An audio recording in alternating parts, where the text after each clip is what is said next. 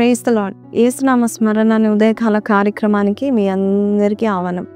ఈ వారం దేవుడు మీకు ప్రతి పని విషయంలో దేవుడు మీకు తోడుగా ఉండాలని ప్రాధేయపడతా ఉంటున్నాను. ఈరోజు వాగ్దానం విందాము. కీర్తనలు 47వ వచనం. పుస్తకపు చుట్టులో నన్ను గూర్చి వ్రాయబడిన ప్రకారం నేను వచ్చి ఉన్నాను. మీకు తెలుసా అండి, మనం పుట్టక మునిపే మీ గురించి ఆల్రెడీ పుస్తకంలో రాసి అప్పుడు మిమ్మల్ని మీ తల్లి గర్భంలో మరి మిమ్మల్ని ఏర్పాటు చేసుకొని మిమ్మల్ని రూపొందించి అప్పుడు భూమి మీద మిమ్మల్ని పుట్టిస్తూ ఉంటాడు.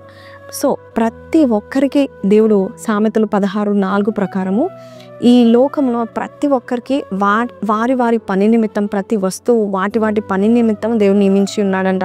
మీ కొరకు కూడా దేవుడు మీకు ఏ పని నిర్మించి ఉన్నాడో ఆ పనిలో మీరు నిపుణంగా ఉన్నారని దేవుడు తెలియపరుస్తూ ఉంటున్నాడు. So don't worry about anything. దేవుడు ఏ పని ఇస్తాడో ఆ పని నమ్మకంగా చేయండి చాలు.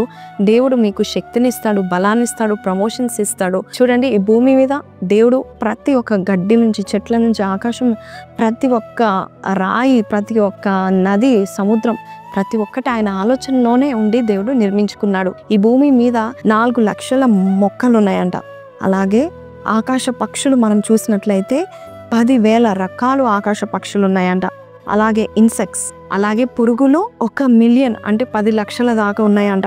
అంతేకాదు చేపలు మనం చూస్తున్నాం కదా, ఎన్ని రకాలు తెలుసా అండి? ఫిషెస్ 36,000 రకాలు ఉన్నాయంట. పశు జంతువులన్నీ కూడా మనం చూస్తే 8.7 బిలియన్ల జంతువులు ఉన్నాయంట.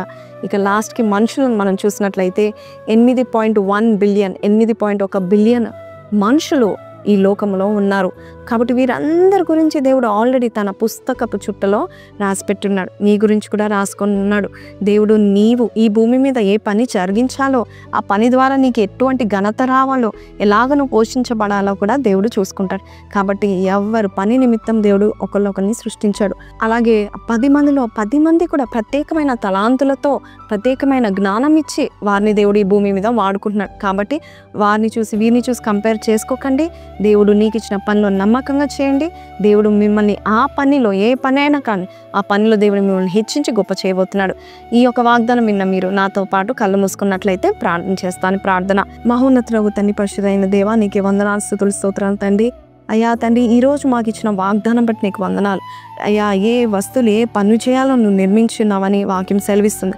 అలాగే 32వ కీర్తన 8వ వచనంలో ఉన్నట్టుగా నేను నీకు ఉపదేశం చేస్తాను, నువ్వు నడవవలసిన త్రోవ నేను నేర్పిస్తాను చెప్పిన దేవుడు, ఈరోజు ఎవరు ఏ పని నిమిత్తమై వేచి చూసినారు ప్రభా?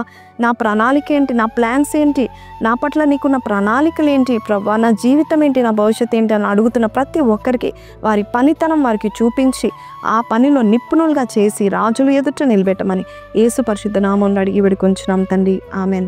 సో ప్రైజ్ లార్డ్ అండి. God has given you a work, do it well and may God bless you. ఈరోజు ఈ వాగ్దానం మీతో మాట్లాడితే కమెంట్స్లో I will work according to his plans అని పెట్టండి. May God bless you. Have a blessed week ahead. Praise the lord.